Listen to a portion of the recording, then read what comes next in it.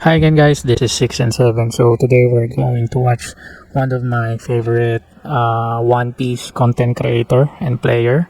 So he's not just a One Piece content creator guys, he is actually good. He recently just win a flagship using Blue Purple Luffy. So that's a testament guys. Winning a flagship in Japan is not an easy feat. So yeah. So I think he just uploaded this 4 days ago, so I haven't watched it yet. So who is iKailaKai? So he is a fluent Japanese speaker. I'm not sure if he's native. So he's able to deliver us the meta breakdown in Japan. So we can foresight. What do you mean we? I mean for the West. Because in the Philippines, we're updated here. We're following the Japanese format. So yeah, we're up to date when it comes to card release. So for the West, I know you're one expansion delayed compared to them. So makes you guys prepare what things you need to look out for, what to buy, what meta shift will happen once an expansion is released. So he's the guy you need to look for. So yeah, if you want to watch more of his videos, I'm going to link his channel in the YouTube description. Feel free to check him out. Okay. Even if Japan doesn't have championships, that doesn't mean that the meta doesn't change. In this video, we'll be talking about the Japanese meta in OP11 post-ban. It's been a little while since I've done these kinds of videos, so for people who have not seen these, I tend to make these meta breakdowns on the current meta in Japan. Whether or not the meta is going to be the same for those overseas is yet to be known, but for those who want to get a little bit ahead on what's going on, at least in Japan, to maybe be a bit more prepared for when you get the sets, this video is for you. In this episode, we're going to be talking about OP11. And OP11 currently in Japan is a Tier 0 format. Unfortunately, what this means for me, at least, is that there is no deck that can really contest Blue Purple Luffy. Yeah, that's the Blue Purple Luffy is a freaking powerful deck, guys. Deck has answers to anything. Like this deck has bounce. This deck can freaking ramp. This deck has like KO, and it can establish big bodies as long as it reaches his power spike. And he's a 6k. And this deck can run Gum Gum Giant. But here in the Philippines, I think Tier 0 is not the case unless there's a big event. And I think the only upcoming big event is the Grand Asia Open 2025. Because when I check the flagship winners, it's not always Blue Purple Luffy. Sometimes champion is Green Purple. Sometimes it's Shanks. In the next store, Blackbeard. Yeah, in the Philippines, we have a diverse meta. It's not like we don't like Tier 0 type of deck. It's just that we prefer piloting decks that is fun and that is closest to our heart. Or just the factor that the deck is budget. Yeah, because building this deck, even at low rarities, is kind of expensive here. Yeah, so budget wise, yeah, we also consider that when it comes to deck building. Okay, so I'm gonna show you guys some images about the type of leaders that won the flagship here in the Philippines, so you can just post the video and check them out. Okay, moving forward. A very good data analyst in the One Piece community, OP Hirata, tends to make these charts on general flagship results within Japan. Generally, even if we have a Tier 1 most powerful deck in the format, on these flagship winner charts, only about 30% of the results will be this supposed best deck in the format. 3 times in the history of this card game, we've had days with one deck comprising of over 50% of the entirety of the wins on that day. We had it once in OP05 with Blue Black Sakazuki. I haven't played One Piece in this format. Good gracious. Look at that. Why did Bandai created a leader with the blue and black combination? Why Bandai? Sakazuki has an effect like draw 1, discard 1, right? Then mine -1 cost. Just imagine guys. Black has cards that negatives cost. Then you have blue cards with disruptive bounce removal. My god, Ice Age and Gravity Blade, something like that. We had it once in OP08 with Red Purple Luffy, I and we've haven't now played had in it this once format with too. Blue Purple Luffy in OP11. If you've God been damn. watching my channel, you'll understand how powerful this deck is because I tend to talk about it a lot because I tend to play it a lot. I really enjoy the playstyle of the deck. I would be playing it even if it was not the most powerful deck in the format just because of my love for things like Red Purple Luffy, but it just happens to be the deck is very powerful. If you want to know a little bit more about how this deck moves, I recommend watching a flagship win video that I posted right See? before this. Yeah, I won a flagship. However, as a baseline, we need to talk about this deck within this video because it is by far the most powerful deck in the format. As a quick recap, this deck generally tries to ramp in the early It is like the generic build for Blue Purple Luffy. But I'm not sure. Because in the recent flagship, my opponent has the blue Rush Luffy, the cost 8, then bounces one character on the field. Yeah, you can also bounce yours. So yeah, I'm not sure if this is the updated build. Yeah, you can also try putting the cost 8 Luffy Rush. Yeah, here in the Philippines, these characters like Sanji, Bon Clay, yeah, they're expensive, guys. That's why I'm not seeing a lot of players using this deck. It's not that it's not only expensive; they are also hard to find. game and then quickly get to a point where they can use their leader ability. Cards like 9 Sanji are absolutely broken in this deck. They need to ban this card. If they ban this card, yeah, it's okay. We can go toe to toe with Blue Purple Luffy. 1x1 summon. 1:1, I mean. The leader with its access to the 9-cost Sanji, as well as very exceptionally powerful defensive tools in the 5-cost Nami, Gum Gum Giant, or Gear Second, which can also ramp you, creates a very oppressive format where not many decks can survive longer than Blue Purple Luffy, and the powerful, strong early game decks can't always push over Blue Purple Luffy either. However, with this being said, although Blue Purple Luffy can technically tech for any single matchup to be able to make it winning, they cannot tech for all of them at the same time. This makes a format where a lot of the times it's deciding what you think is going to be best into the current version of Blue Purple Luffy, or the current other decks that people are bringing to try to deal with Blue Purple Luffy. Blue Purple Luffy is the center point of this meta, and aside from Blue Purple Luffy, there are a lot of answers that people have chosen to be able to try to contest it. While I do think that Blue Purple Luffy is by far the best choice in this meta, that's not to say that the other decks are not playable. And I hope that by the end of this video, you can get some ideas for how you might be able to attack this OP11 meta that we are going through in Japan. Starting with the deck that is statistically the second most powerful in the game, Green Purple Luffy. Green Purple Luffy is an EV02 addition to the meta, and a very, very powerful one at that. Yeah.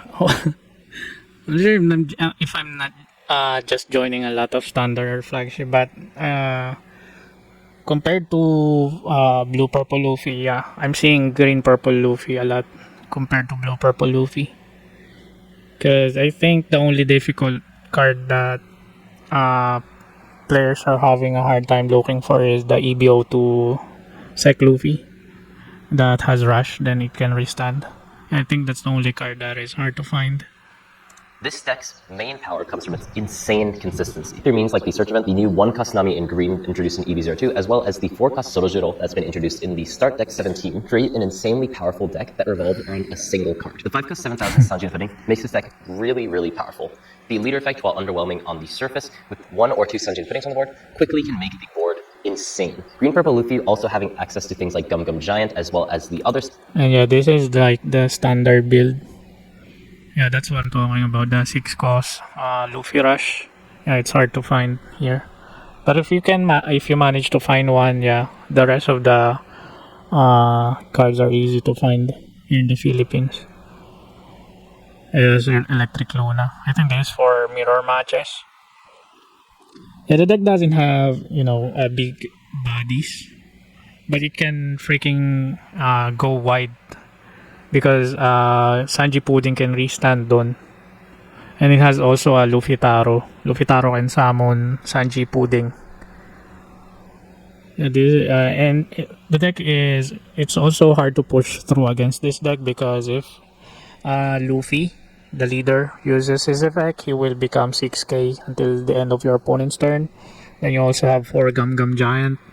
Yeah, any Luffy deck is really difficult to push through because of the Gum Gum Giant. The heck? You get a +4 buff, then you have Droto. Why Bandai? So total it has like How many is that counter? So it's like 11 counter. What is this? So it's Usopp, Sanji. I don't know if who's this character again? Frankie. Is Frankie a 2K counter? Not sure. Not sure he's a 2K counter. Yeah, this deck still has a decent 2K counters. If your opponent is really good in piloting this, it's really hard to win. Because they know how to utilize their resources. Cards like the 7-cost Luffy in the OP11 metagame make this deck very, very good at not only spreading your board, defending your board, but also being aggressive. The versatility and consistency of this deck is one reason why it's been so prevalent for so long in this EV02 through OP11 metagame. The funny thing about EB02 is people are speculating whether this deck will become meta. Then it's like after a week, many Green Purple Luffy is popping out. Then yeah, eventually they realize that yeah, this deck is meta because of the Sanji Pudding's effect. Yeah, this deck's consistency and going wide is pretty consistent. That's why it's strong. But this comes at one cost. I've been mentioning Sanji and Pudding so much because this deck really is effectively a one-card deck. If you find Sanji and Pudding and get it to stick through means like the stage. I think this deck has a hard time going up against Shanks because Shanks doesn't care about cost. Just imagine your Sanji Pudding got, Shanks has a lot of negative attack power effects, right? Then every turn you will just get Whitebeard that KOs a character 5k below. Or you get Beckman. Then you're in an exceptionally powerful spot. If you do not have the stage, however, you can really, really struggle with this deck.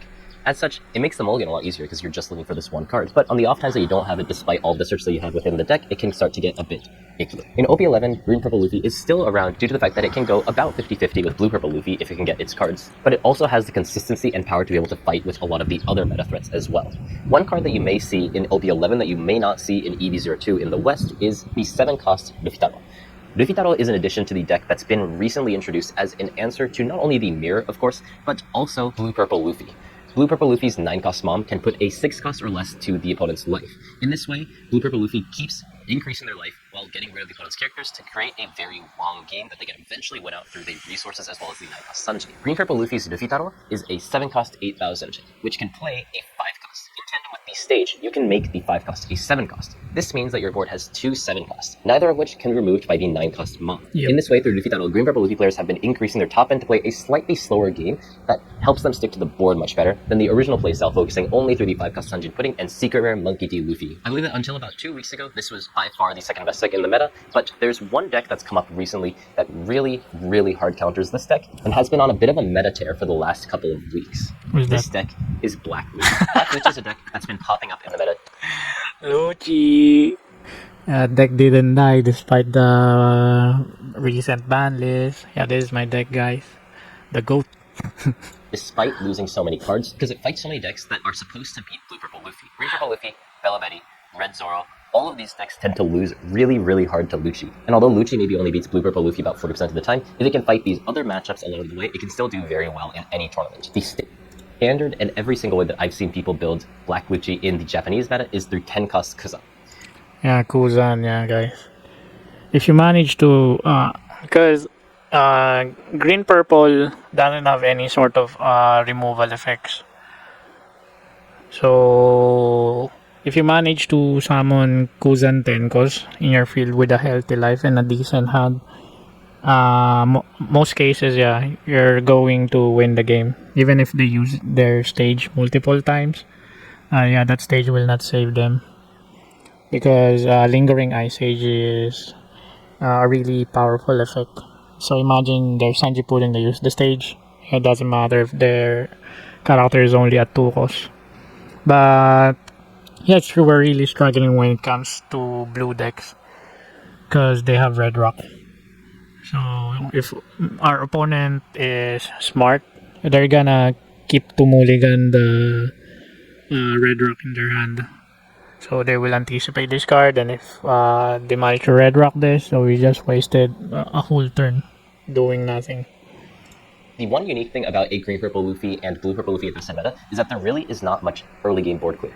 As such, cards like the 4-cost Kazan have a really easy time sticking to the board, and 4-cost Kazan that can stick to the board is just exceptionally valuable.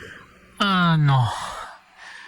I think the latest build of Blue Purple Luffy now, they have like the freaking God Thread event.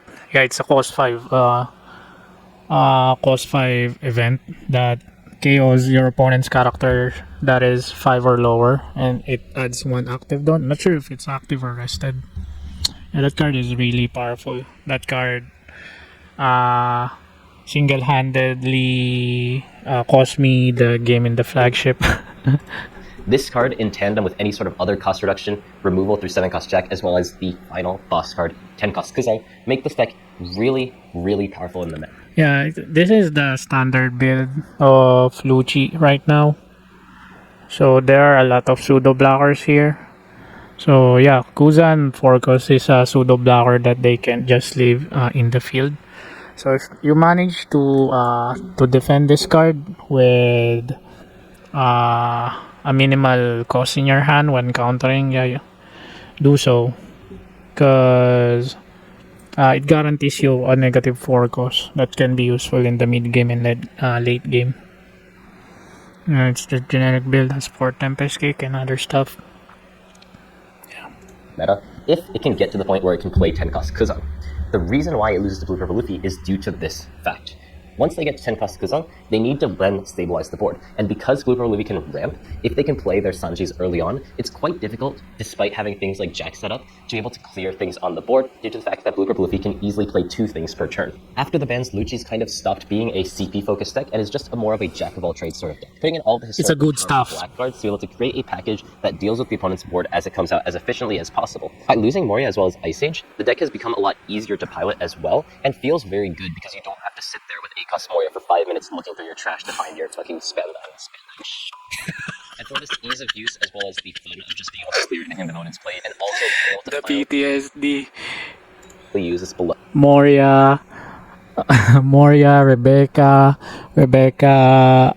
Moria, Rebecca, Helmepo, then Rebecca is gonna recycle Spandime will sound Lucci. Good times, guys. Leverage, OP02 Secret Rare, a lot of people have been playing this deck to try to avoid Blue Purple Luffy or deal with it the best that they can while destroying everything else in the meta. And if Lucci continues to stay in this meta, I think that the value of playing Green Purple Luffy may start to drop with time. But as we've seen historically, when Black Lucci and these sorts of mono-black decks tend to pop up in the meta, there's another deck that tends to pop up as well. And that is Black Teach. No! Don't give them the idea. Yeah, Lucci is an will auto-lose this deck. Black Teach has effectively been dead since OP02 due to the fact that Green Purple Luffy has been in the meta. However, with Green Purple Luffy starting to be held down by Blue Purple Luffy tech cards, and the fact that Black Lucci has been coming into the meta, means that Blackbeard is just in a great spot to come back into the meta. Yeah, we don't have any trash effect. So, what are we going to do with Jesus Burgis? You have no Kaido. You have no... What's the other card? We don't have the Zombie Luffy. We don't have Brook. Yeah, before the pre-ban list, yeah, we have Kaido in our build because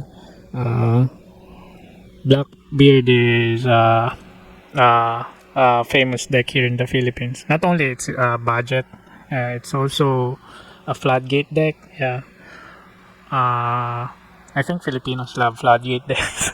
That's why they're using this, and it's also a counter to on-play effects, especially against Lucci at that time. So yeah. We have Kaido, the cost 9, and it's not on play, it's activate main. And the reason why we have we put characters with trash effects, because not only we're having a hard time against Blackbeard, we're also having a difficult time against what's that again? BY Luffy. Yeah, black and yellow, because they keep spamming Sabo. Cost 5 Sabo, that their cards can't be KO'd, so we need characters that has trash effects. Yeah, welcome to my TED Talk. Not only this, but I believe that Blackbeard is one of the very, very few decks in the entire game that can actually win against Blue Purple Luffy more than 50%. 99% of the time. Blackbeard negating the opponent's on-play effects means Yeah, that it shuts down cannot play Sanji. 9-cost Sanji into another card. Any card that they play that's 9-cost is effectively a vanilla because all of them, except for if people run the 8-cost Luffy, all have on-play effects. On paper, Blackbeard against any deck like this would just be an easy auto 80% win like it would have been against a deck like NL. However, due to the fact that Blue Purple Luffy ramps really quickly in the early game, it means that he can get onto the board much faster than a deck like NL can, so he still has a fighting chance against Blackbeard. This being said, Blackbeard does not just fight through the 10-cost Teach. The real power in this deck has been coming out through the ways that you play out the earlier turns.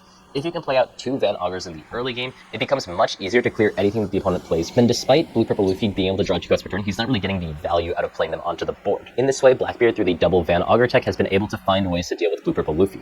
However, to deal with this, Blue Purple Luffy has been tucking in things like Gravity Blade. This is again one of the reasons why Blue Purple Luffy is so powerful. Bye-bye, Jesus It's the Burgess. best tech for any deck that exists because he has access to blue as well as purple. If you were to Gravity Blade these 2 Van Augers, you would expect to now be behind as the Black Teach player. However, what this means is that it gives you a massive green light to now play your Burgess. Once you can play your 4-cost Jesus Burgess, or optimally 2, as well as the 10-cost Teach in the future, then you can still stay on the board, and now instead of playing a slower game where you take the opponent's board, you can play a much more aggressive game where you just try to fight the opponent on the board through your massive, unKOable, unremovable due to the fact that they can't use their 9-cost bombs on play effect, Jesus Bajasa. If the Blue Purple Luffy player tries to tech in things like 8-cost Luffy to deal with these Jesus Bajasa, then the Van Auger strat works. If the Blue Purple Luffy player tries to tech in things like Gravity Blade, then the Jesus Bajasa strat works. In this way, the reason why Black Teach has been doing well into Blue Purple Luffy is the fact that it can answer a lot of the answers that Blue Purple Luffy has. And for this reason, I think that Black Teach, despite being one of the most difficult decks that's ever existed in this game, is also one that's potentially very well situated in this meta,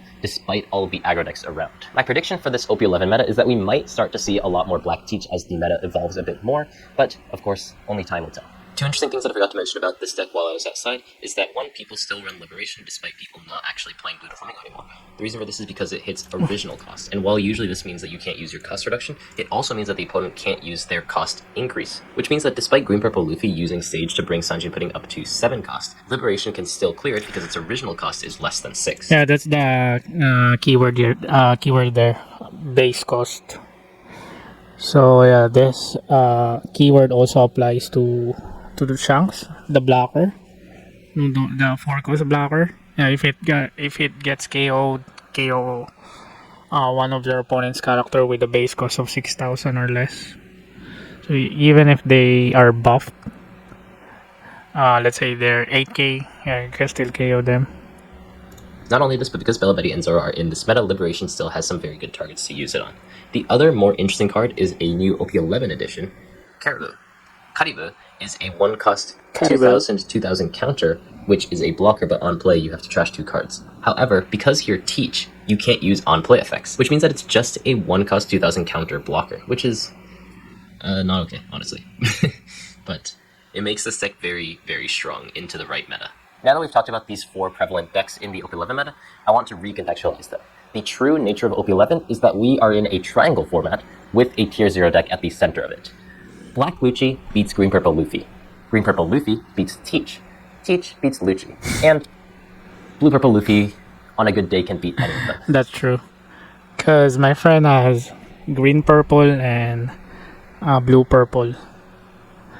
I'm really struggling against blue purple. But I think I can't remember if I won a match against his blue purple. I think only one time, not sure. But with his green purple, I kind of have a decent winning here. But sometimes I still lose because, you know, Lucci at the end of the day is still a high roll deck. If you're low roll and green purple Luffy manages to have a good curve with Luffy Taro, then Sanji. Yeah, if they manage to go wide first, it's still really a difficult match against this leader. And Lucci and Blackbeard, let's not talk about it. If you were to play an OP11 today, I think that you should bring one of these 4 decks. However, if you really, really just want to be Blue Purple Luffy, there are of course other options, and one of them is aggro. Bella Betty is an exceptionally powerful pick into Blue Purple Luffy as well as Green Purple Luffy. I think it's probably the only deck in the entire game, potentially, that has an 80+% win rate against Blue Purple. Guys, I made a video about Bella Betty. Come on, guys. Why are you not watching it? It's fun. It's a glass cannon leader. Just freaking attack and you win the game. That's it. And you also lose. Lose faster too. Luffy. However, for Bella Betty, it's due to this matchup being not only so prevalent, but so winning for Bella Betty that makes this deck really viable. Bella Betty is really the embodiment of just pure power within this game. The deck loses just as fast as it wins. See? Said it. You lose as fast as you win. Guys, this deck is freaking strong when it comes to going wide. You see this 5 cost Ivankov. If you manage to mill the 4 cost Ivankov, you're gonna summon Ivankov the 4 cost and Ivankov 4 cost. If Ivankov is 7k, you can summon another buy. That's 3 bodies in 1 summon. My god. I'm not familiar with this. They put Zeus. Yeah, I haven't tested out yet. Cool. If she does not finish the game within the first 4 to 5 turns, then she just has no cards in her hand and just... Yeah, that's the nature of red decks. The more you go wide, you have no hand resource. Because your opponent will not focus in striking your life. They will focus on clearing your board first. And who's gonna just recklessly swing to a Bella Betty? They have yellow triggers. And some red trigger. The 4 cost, this one that KOs opponent's character when they are 3k attack or lower. It has a red card with a trigger? What the fuck? And this Kuma too. I know this has a trigger, right? Easily topples over without a very lucky trigger. The deck's key cards revolve around the 4-cost Iwankofu as well as the 4-cost Karase. Being able to turn a 5,000 power leader into a 4,000 power leader or a 6,000 power leader into a 5,000 power leader is really, really devastating for any deck that it goes against. The only way that decks can really deal with this is to clear the cards before they can actually attack. And as we've mentioned within the Lucci section, Blue Purple Luffy and Blue Purple Luffy simply do not do this. As such, you get so much value out of cards like Karase that once you can start to play one and get really efficient turns through the 4-cost Iwankofu or the 5-cost Iwankofu, the deck can really spiral out of controls and finish the game before anyone even knew what happened. The leader ability, being able to give any of her revolutionary army or trigger characters plus 3,000 power in the turn, make even the 1-cost 2,000 power Searcher card very scary to deal with because it can easily hit at 5,000 or higher power on any given turn. While Bella Betty may still lose to decks like Lucci, the current 2 most popular decks are still Blue Purple Luffy and Green Purple Luffy, and within this meta, this deck is still very, very well situated, and will continue to be so for as long as the meta is. The second deck and the other deck that's within this conversation of aggro decks is Red Zoro. Red Zoro, despite popular belief, does not actually beat Blue Purple Luffy. I would say that it's about a 50-50 to slightly losing matchup for Zoro. However, it is still the premier aggro deck that people choose to play because it has a winning matchup into a lot of the other aggro decks, such as Bella Betty. Now, my logic is that if this is the case, then maybe we should be playing Lim, like Fletch did. Maybe it's just that Japan just hasn't really discovered the power of Lim, but maybe now that he's won, we may start to see it a little bit more. Zoro is in a very good spot due to the fact that it has a lot of consistency, the chopper variant, and doesn't lose fuel as fast as someone like Bella Betty. The animal package for Zoro is the most prominent currently, as it has the best chance into Blue Purple Luffy, whereas the Straw Hat package very easily gets run over due to the fact that the baseline power of their characters is generally lower and is very hard to reach 6,000 power. However, all this being said, Zoro still, of course, has a good teach matchup, and this is very important because I think that this matchup is going to start to become a little bit more prevalent as the meta comes on. So I actually had another section in this video talking about some of the more cope decks of OP11, but I decided to not put it into this video, and the main reason for that is because it was mostly just win ASMR. But actually, OP11, due to the fact that we have a very polarizing meta, means that there's a lot of very interesting decks that can do very well in a specific scenario. As such, I think that I'm going to make the cope decks of OP11 its own video, which will come out around the time that the English OP11 set is coming around. If you guys enjoyed this video, make sure to like, subscribe if you haven't already. I really appreciate you watching until the end, and I'll see you guys next time. Bye-bye. Good video. Yeah, it's an interesting take about the OP11 Meta Breakdown in Japan. So we'll keep an eye on his next video. I think he doesn't have any recent uploads yet. Yeah, this is his most recent. Okay, so yeah, good video.